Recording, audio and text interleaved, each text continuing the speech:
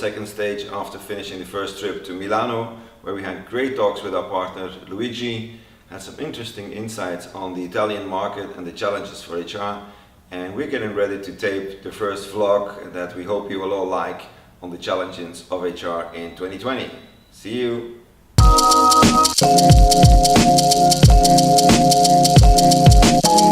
Oh my.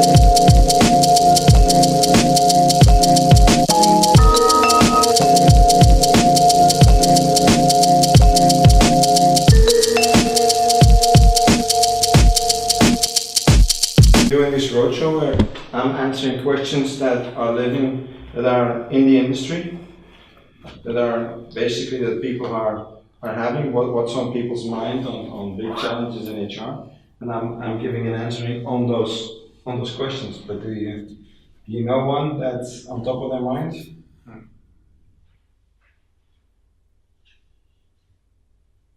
What's on the mind of the HR managers in Europe? What do you think? Or in Italy? What's the biggest challenge?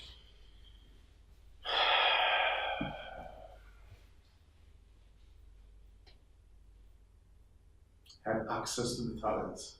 And Access to the talents. I mean, are they not interested to apply?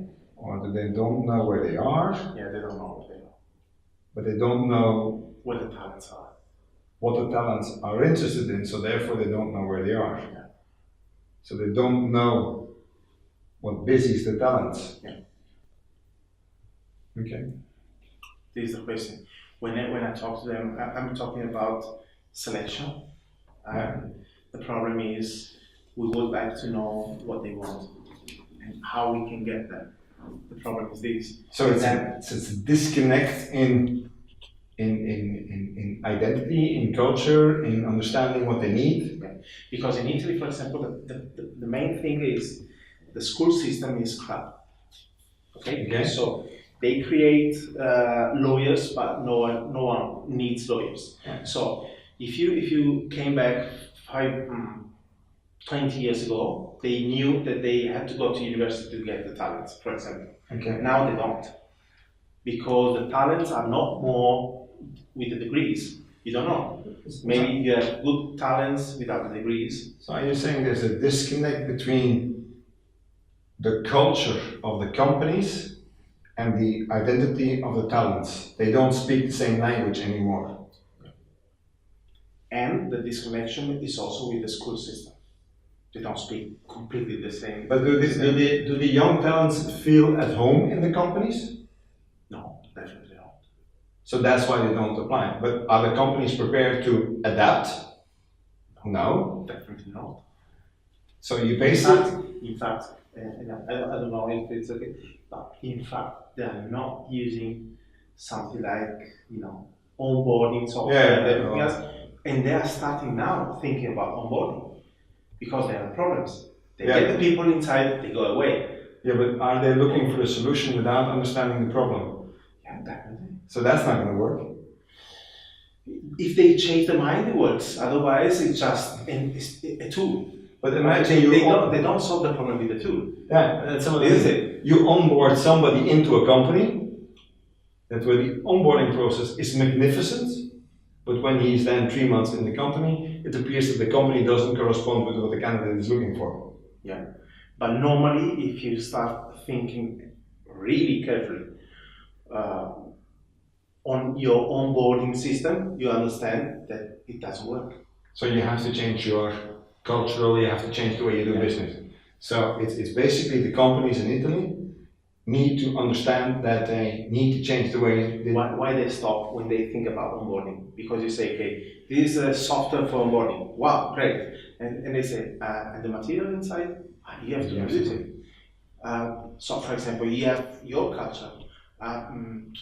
Somewhere we should have. You have a culture? No. Okay. If you had a culture, does it fit with the talent, with the millennials? No. So what? So they stop. They say, okay, the problem is not the tool. So where are then the Italian talents going? What are they doing? Most of them are going abroad. They're leaving Italy. Yeah. This is a trend in Italy.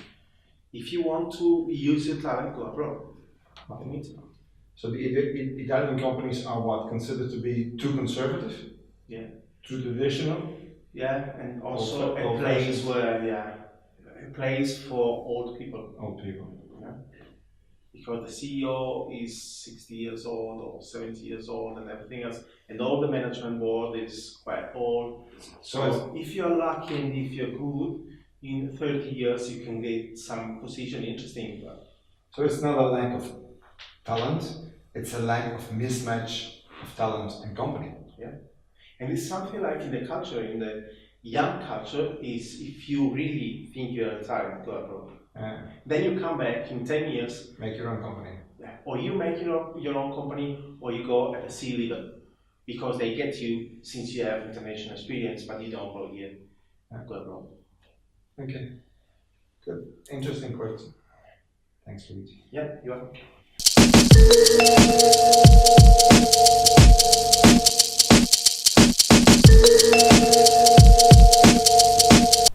So good morning, Ben. We got our first question from Eric Pass. It's about how to manage an organization with a mixture of humans and robots/chatbots. Don't we need a new style HRM? That is humans and robots management in one function. Interesting question, and immediately a complicated one, because Eric's question are basically two questions. Don't we need a new style to manage companies? And do we need a new style of HRM? And that new style of HRM, of course, is something I've been talking about for the last 2 years.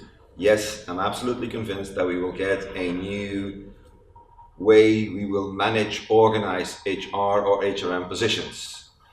We will have more focus on one hand on technology, where we will get more technology powering HR functions, and secondly, HRM will get much more time to then focus on the really important parts, which is people. The part on do we need a new style of management is an interesting one.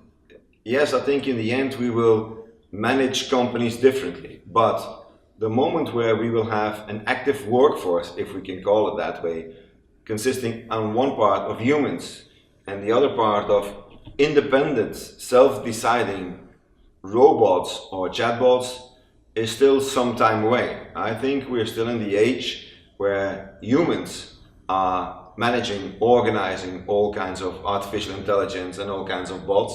So the challenge of managing a workforce consisting of the two isn't upon us yet. Is it going to take long? It's going to take some time, and in the end we will have to fix this problem.